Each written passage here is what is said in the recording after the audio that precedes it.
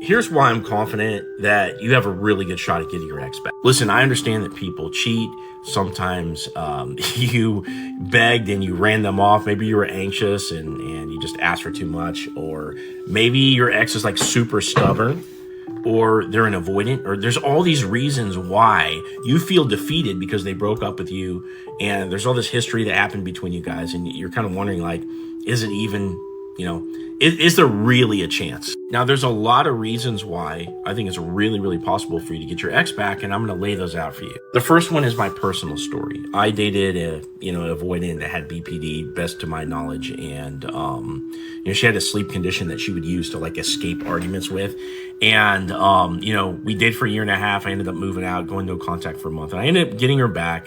That relationship didn't work out, but I got to see the power of no contact, even with somebody that didn't really chase, somebody that was like really hard to have an effect on, okay? But I got to see the power of no contact with that particular person. Now, aside from that, in my single years and in my years coaching guys on, how to have success on dating apps and stuff, I got really good at learning about this waiting game that happens, right? You text, you wait, maybe they throw you a curveball and it's like you don't react to it, and you play the cat and mouse game and you get really good at doing that. That's what happens in no contact.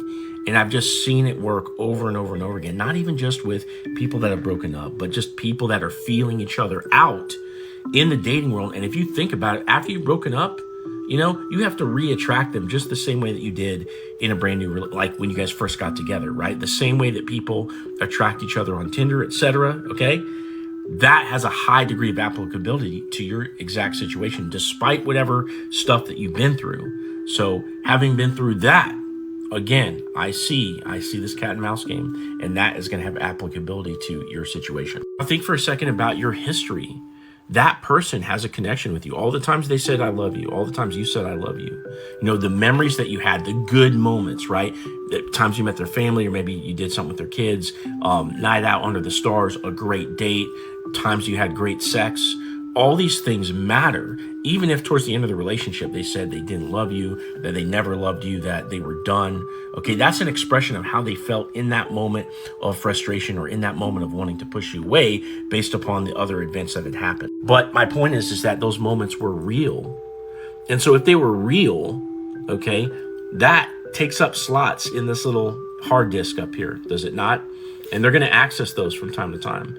And as time goes on, we tend to forget about the negative. This is why people re-enlist in the military. I was in the military. Okay? It's like we forget about the bad. And then we have rose-colored goggles about the past. And we have good memories, right? And that plays in your favor. Now, another thing, distance creates attraction. Okay?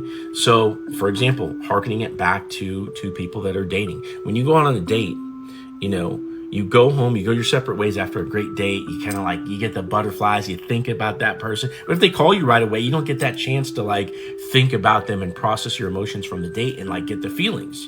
So this is why, those couple days after a date are like prime time to let that other person start to get the feels for you, right? And it's the same thing with no contact. So as you pull away from your partner and you're giving them time to process the breakup and to miss you and start to get past the problems, they'll start to have fond feelings for you once again. Let me just give you the bottom line here, okay? These are all great reasons, but the bottom line is that I personally helped. I've reproduced, like I told you in the beginning of this video, I had the results for myself and my ex-girlfriend. Well, I've reproduced that. I've got a guy that works for me that I got his ex back. Not too long ago, I got a girl her ex back in just 3 weeks. I get screenshots, and hopefully you guys are watching my story. I'm posting up screenshots almost every single day from success stories from people watching these videos that they got their ex back, okay? So if you're doubting whether or not you can actually get your ex back, take all this info to heart.